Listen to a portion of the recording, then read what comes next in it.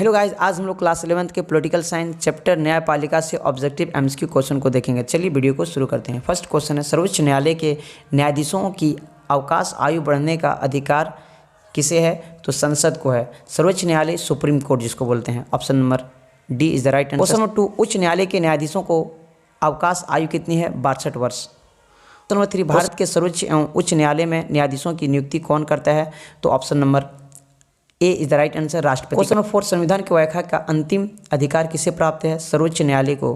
Option number D is the right answer. Question number 5, Bharat में न्यायपालिका है स्वतंत्र। Option number D is the right answer. Question number 6, उच्च न्यायालय के निर्णय के विरुद्ध कहाँ अपील की जाती है? तो सर्वोच्च न्यायालय में। ऑप्शन नंबर डी बिल्कुल सही है। इस समय भारत में कुल कितने उच्च न्यायालय हैं? 25। क्वेश्चन नंबर 8, न्यायपालिका का कार्य क्या है? तो ऑप्शन नंबर बी इसका बिल्कुल सही है, कानून का क्रियान्वयन करना, यानी कि कानून के तहत जो सही है उसको न्याय दिलाना, जो कानून के तहत गलत है उसको। क्वेश्चन नंबर 9, 1950 से ही किसने संविधान की व्याख्या और सुरक्षा करने में महत्वपूर्ण भूमिका निभाई? न्यायपालिका ने। न्यायपालिका का काम है न्याय दिलाना। क्वेश्चन नंबर 10, राज्य सरकार को कानूनी मामलों में सलाह देने के लिए कौन अधिकृत है? तो ऑप्शन नंबर सी बिल्कुल सही है, महाधिवक्ता जो एक अधिकारी है। 11, भारत में न्यायिक पुनरीक्षण की शक्ति का प्रयोग कौन करता है? तो सर्वोच्च न्यायालय और उच्च न्यायालय करते हैं। Option number C is the right answer. Question 12, उच्च न्यायालय के न्यायाधीश अपना त्यागपत्र किसको देता है? राष्ट्रपति को देता है। Option number D is the right answer. 13, सर्वोच्च न्यायालय का प्रमुख कार्य क्या है? तो संविधान की व्याख्या करना। क्वेश्चन 14, हमें न्यायपालिका की स्वतंत्रता की आवश्यकता क्यों है? तो इसका सही आंसर व्यक्तियों के अधिकार की रक्षा करता है। क्वेश्चन 15, भारत में स्वतंत्र और निष्पक्ष सर्वोच्च न्यायालय आवश्यक है क्योंकि भारत में संघात्मक शासन प्रणाली है, इसलिए जरूरी है।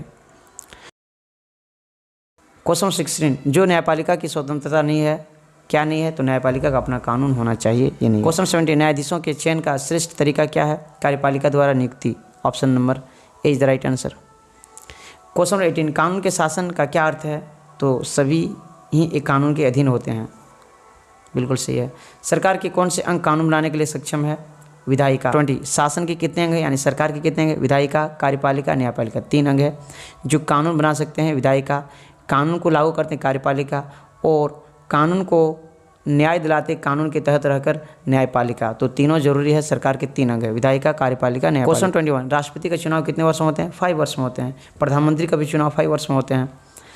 क्वेश्चन 22, न्यायपालिका के कितने अंग होते हैं? तो सर्वोच्च न्यायालय, उच्च न्यायालय और अधीनस्थ न्यायालय, supreme court, high court, district court. Question 23, लोकतंत्र के 4 स्तंभ कौन से हैं? विधायिका, कार्यपालिका, न्यायपालिका और मीडिया। लोकतंत्र के 4 स्तंभ है, जिनमें से चौथा स्तंभ मीडिया है। क्वेश्चन 24, विधानमंडल में भी 2 अंग होते हैं, वो कौन से? विधानसभा, विधान परिषद।